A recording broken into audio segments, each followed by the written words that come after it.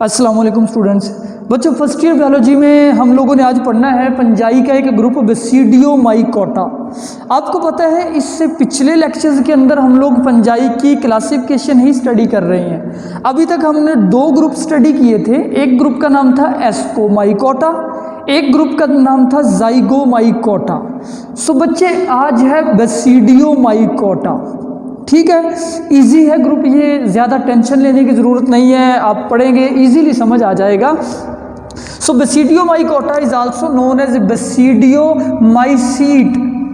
ठीक है, बेसिडियोमाइकोटा का दूसरा नेम है बेसिडियोमाइसीट एंड इसका कॉमन नेम होता है club fungi, commonly known as club fungi. Club fungi इनको क्यों कहते हैं? इनकी क्लब शेप की वजह से, इनकी कप शेप जो जैसा कप होता है ना, कप की तरह इनकी अमूमन शेप होती है। सो बच्चों ये है मोस्ट फेमिलियर फंजाई। फेमिलियर का मतलब होता है मशहूर, सबसे ज़्यादा कॉमनली नोन फंजाई, यानी कि आम फंजाई। बच्चे जब हम लोग फंगस का वर्ड बोलते हैं ना फंजाई, आपके जहन में सबसे पहले ये चीज़ आती होगी मशरूम। मशरूम का ताल्लुक अब किससे है? बेसिडियोमाइकोटा से। इसलिए मैं कह रहा हूँ मोस्ट फेमिलियर फंजाई बेसिडियोमाइकोटा है। और इस ग्रुप के अंदर क्या क्या शामिल है बच्चों? इस ग्रुप में मशरूम शामिल है, खुम्बी, पफ बॉल। पफ बॉल जो इस तरह की एक फंजाई होती है, puff ball, rust and smut, ये दोनों बच्चों पैथोजेंस हैं, पौधों के पैथोजेंस हैं। फिर ब्रैकेट शेल्फ फंजाई दरख्तों के ऊपर होती है। सो ये इसकी एग्जाम्पल हो गई बेसिडियोमाइकोटा की। अब इसको ये नेम क्यों दिया गया? सेक्सुअल रिप्रोडक्शन की वजह से। आपको पता है कि फंजाई की जो हम क्लासिफिकेशन करते हैं वो सेक्सुअल रिप्रोडक्शन के मेथड की वजह से करते हैं। सो बेसिडियोमाइकोटा में सेक्सुअल रिप्रोडक्शन के दौरान बेटा एक स्पोर बनता है, that is basidiospore. Sexual spore इनका कौन सा होता है? बेसिडियोस्पोर। और वो कहाँ बनता है? एक स्ट्रक्चर जिसका नाम है बेसिडिया, जिसका क्या नाम होता है? बेसिडिया। बेसिडिया के ऊपर बनते हैं बेसिडियोस्पोर। ठीक हो गया। सो मैंने लिखा है 4 बेसिडियोस्पोर आर प्रोड्यूस। जब ये रिप्रोडक्शन करते हैं एक बेसिडिया के ऊपर, जो एक बेसिडिया होता है ना उसके ऊपर 4 बेसिडियोस्पोर बनते हैं। ऑन बेसिडियम, बेसिडियम वाहिद है, बेसिडियम सिंगुलर है और इसका प्लूरल होता है बेसिडिया। अब होता क्या है, मैंने यहाँ पे लिखा न्यूक्लियर फ्यूजन। पहले न्यूक्लियस फ्यूज होता है, दो फंजाई यानी कि दो डिफरेंट न्यूक्लियाई फ्यूज होते हैं, तो उससे 2n न्यूक्लियस बनता है। 2n न्यूक्लियस यानी जाइगोट। फिर वो जाइगोट मियोसिस करता है और 4 सेल बनाता है। आपको पता है मियोसिस से 4 सेल पैदा होते हैं और चारों सेल्स में क्रोमोसोम कितने रह जाते हैं? 1n। और ये चारों हैं बेसिडियोस्पोर। तो यहाँ पे बच्चों हम लोग लाइफ साइकिल देख रहे हैं मशरूम का। ये आप लोग मशरूम के बारे में अब मैं आपको स्टडी करवाता हूँ कि मशरूम क्या होती है। खुम्बी, खुम्बी यानी कि मशरूम, ये इसका ताल्लुक है बेसिडियोमाइकोटा से। अच्छा, जो मशरूम है ना, इसका एक तो ये तना होता है स्टॉक, फिर इसकी ये कैप होती है। इसकी जो कैप है ना मशरूम की, बच्चों जो आप मशरूम जैसे आप बनाते हो कि लाइक मशरूम आपने यूँ बनाई, अब मशरूम की ये जो ऊपर वाली कैप है ना, इस कैप का नाम क्या होता है? Pileus. Cap is known as pileus. अच्छा, इस कैप के अंदर ना आप इसको निचली साइड से देख रहे हो, आपको बहुत सारे ये लाइनें सी नज़र आती है। These are known as gills. किसी एक गिल को, वो जो पर्दे से है ना अंदर लाइनें सी, किसी एक गिल को आप माइक्रोस्कोप में देखें या उसको बड़ा करके देखें, वो आपको गिल यूँ नज़र आएगा। ठीक है, इसको आप मज़ीद मैग्नीफाई करें इसके छोटे से पीस को, तो आपको गिल्स में ये चीज़ें नज़र आएंगी। तो बच्चों अब ये क्या है? ये बच्चों ये जो स्ट्रक्चर है ना, ये इट इज़ बेसिडियम। ये एक क्या है? बेसिडियम। तो लाखों की तादाद में बेसिडियम होते हैं। ये जो मशरूम है बच्चों, इसमें लाखों की तादाद में, ये बेसिडियोमाइकोटा है ना, तो ये बेसिडियोस्पोर बनाएगी। लाखों की तादाद में बेसिडियम होते हैं और हर बेसिडियम, अब ये मैंने एक बेसिडियम बड़ा करके नीचे बना लिया, ये एक बेसिडियम। इसके आप एंड के ऊपर ये देख रहे हैं 1 2 3 4 4 बेसिडियोस्पोर बने हुए हैं। बेसिडियम के ऊपर कितने बेसिडियोस्पोर बनते हैं? 4।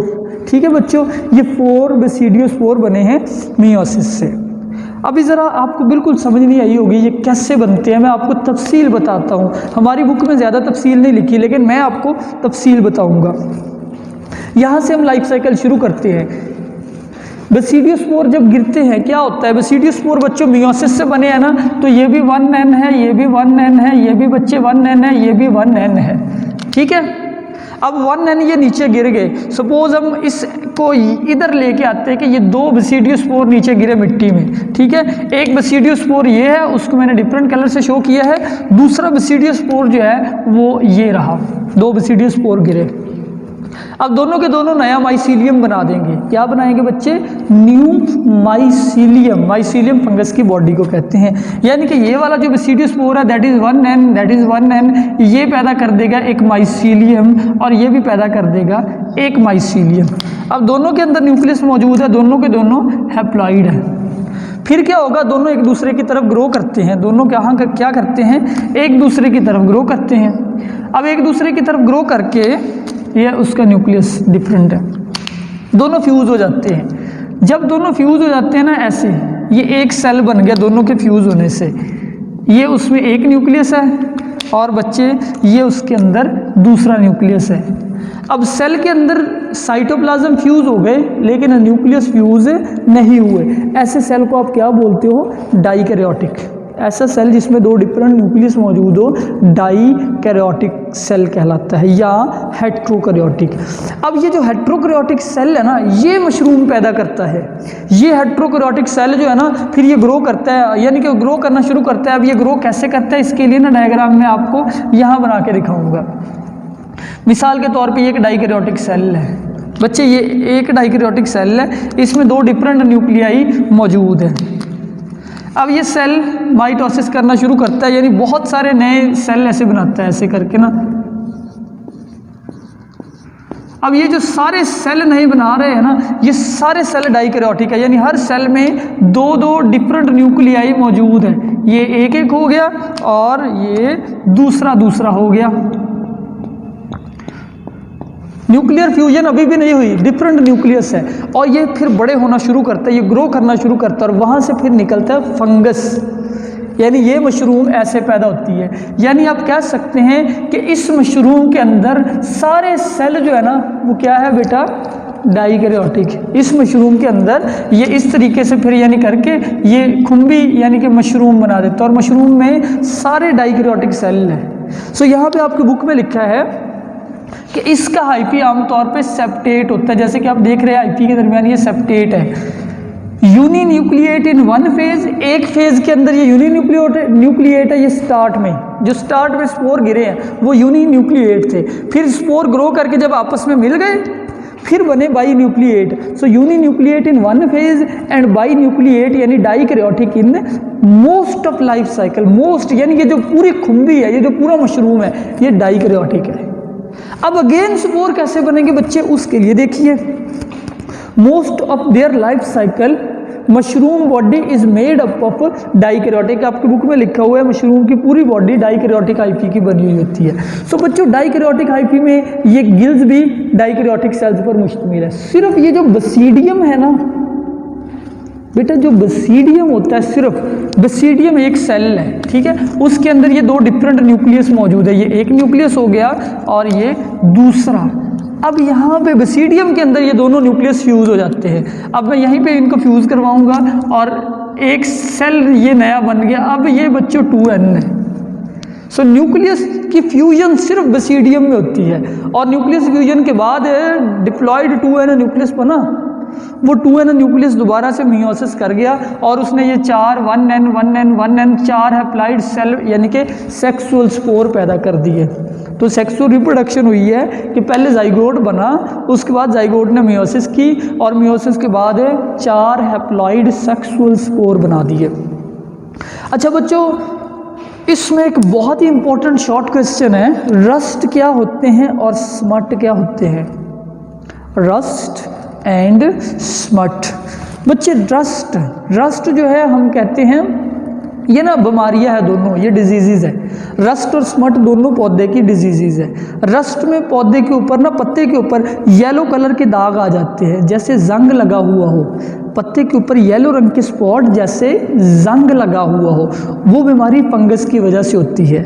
और उसको आप क्या बोलते हो? उसको आप बोलते हो रस्ट। सो इसमें होता क्या है कि रस्ट शेप, ये जो रस्ट है इसमें रस्ट शेप के दाग बनते हैं, या orange yellow disease spot on leaves और स्टेम। पत्ते के ऊपर या तने के ऊपर ऑरेंज येलो का मतलब है मतलब जंग की तरह के दाग बन जाते हैं, इसलिए इस बीमारी को आप रस्ट कहते हैं। क्योंकि बेटा रस्ट का लफ्जी मतलब होता है जंग, जो लोहे को जंग लग जाता है, जिसको पंजाबी में जगाल कहते हैं, जगाल जंग लगना। स्मट का मतलब होता है कालक, स्मट उर्दू में कहते हैं आप कालक को, ये काले रंग के दाग होते हैं। सो स्मट एक बीमारी है। इस बीमारी में क्या होता है? ब्लैक ब्लैक और काले रंग के डिजीज स्पॉट, ये पौधे के ऊपर, यानी कि ये कहाँ बनते हैं? जो फ्रूट होते हैं ना, लाइक आप समझ ले छल्ली, यानी कि जो कॉर्न होती है, उस छल्ली के ऊपर कई दाने जो है काले रंग के हो जाते हैं, उसकी वजह होती है स्मट, काले रंग के, या उसको सूट कहते हैं। बाद में ये सूट यानी कि कालक सी बन जाती है। और ये कहाँ बनता है? ग्रेन कर्नल्स में। ग्रेन कर्नल्स का मतलब है अनाज के दाने। जो मोस्ट कॉमन रस्ट स्पीशीज़ है ना, उसका नाम है पक्सीनिया। रस्ट की कॉमन स्पीशीज़ का नेम क्या है? एक एग्जांपल मैं आपको रस्ट की दे रहा हूँ, पक्सीनिया। और जो स्मट है उसकी एक कॉमन आपके पास एग्जांपल है उस्टीलेगो। यानी मैं रिवाइज कर रहा हूँ कि रस्ट एक बीमारी है, स्मट एक बीमारी है। इसको फैलाने वाले जो फंजाई है उसका नाम है पक्सीनिया। स्मट को फंजाई जो फैलाता है उसका नाम है उस्टीलेगो ट्राइटिसाई, ये उसका साइंटिफिक नेम है। तो बच्चों ये है बेसिडियो माइकोटा, और ये हमारा आज का लेक्चर है। तो लेक्चर कंप्लीट हुआ, मुझे इजाज़त दीजिए, अल्लाह हाफिज़।